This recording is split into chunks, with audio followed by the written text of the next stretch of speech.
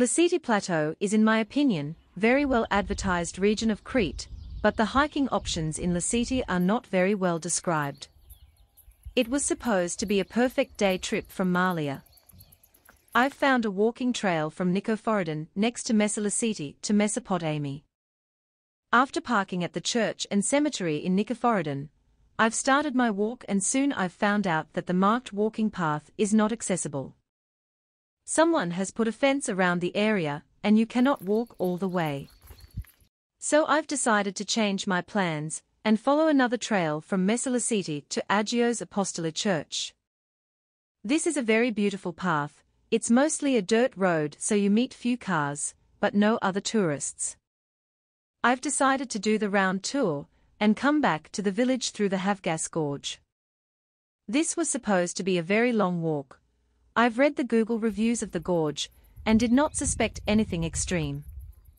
People write it's difficult, but in summer there is not much water, and it should be doable for everyone.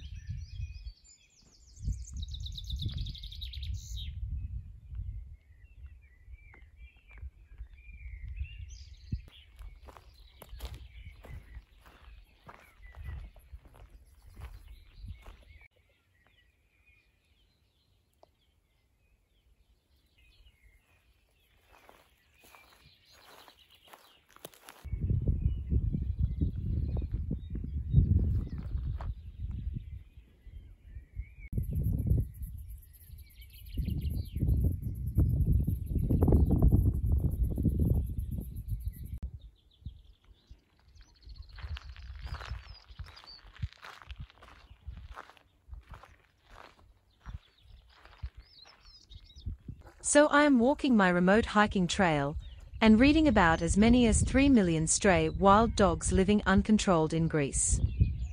There are cases of tourists attacked by the wild dogs and it sounds really scary. Little did I know about the dangers that await for me in the gorge.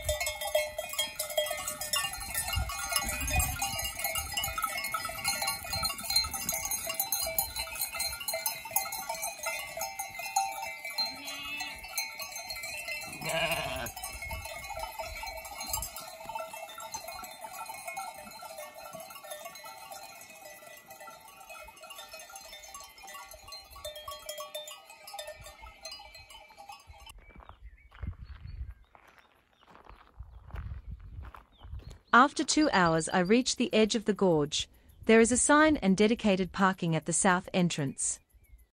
I tried to find the path down, but I could not, so I walk a bit more down to the village of where you can also enter the gorge. The sign E4 normally means everyone should be able to walk the gorge. I found the gorge really difficult from the start. There is no markings and not path whatsoever. You have to figure out how to jump over huge stones and rocks by yourself.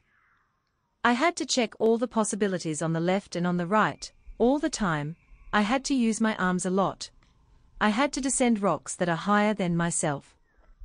In some parts one had to climb sideways, climbing the walls of the gorge, because it was impossible to cross the bed of the gorge. And finally, after 1 hour, I found the first lake of water to cross. This was the moment I've hesitated for the first time, because what if there will be another lake and another one to swim? My bag was not waterproofed. I had to undress, throw my bag across the water, swim across, dress up again. But then after few meters there it was another body of water. This time the distance to the water surface scared me, and I just gave up. I knew it's going to be more and more difficult down the road. And this was exactly in the middle of the gorge. I've found the pictures to show you where that was exactly. It was getting late. My choices at this point were 1. Stay and wait for help, even stay overnight. 2. Go back, but I did not have any power left to do the same hike back to the entrance. Or 3. Try to go out vertically, which was probably the craziest idea. I went few meters back and I found the wall that was not completely vertical. This wall was my last chance. I climbed up and up on Sleepy Rock. I think it might be 100 meters to 300 meters up. It took me 1 hour to get out on the unknown, uneven surface above the gorge. My phone was still working. I have crossed mountains and fields of rocks to get to the dirt road that brought me here in the first place. When I finally found the road back, it was 6 p.m. In front of me still 2 hours of walking. I've never been so happy to be back in my car. Exhausted, I've realized I've made more than 40,000 of steps. Back home, I've found incredible footage of crossing the Har Gorge with correct equipment. Please do not attempt to cross if you are not prepared. The gorge was not doable for me, not on that day.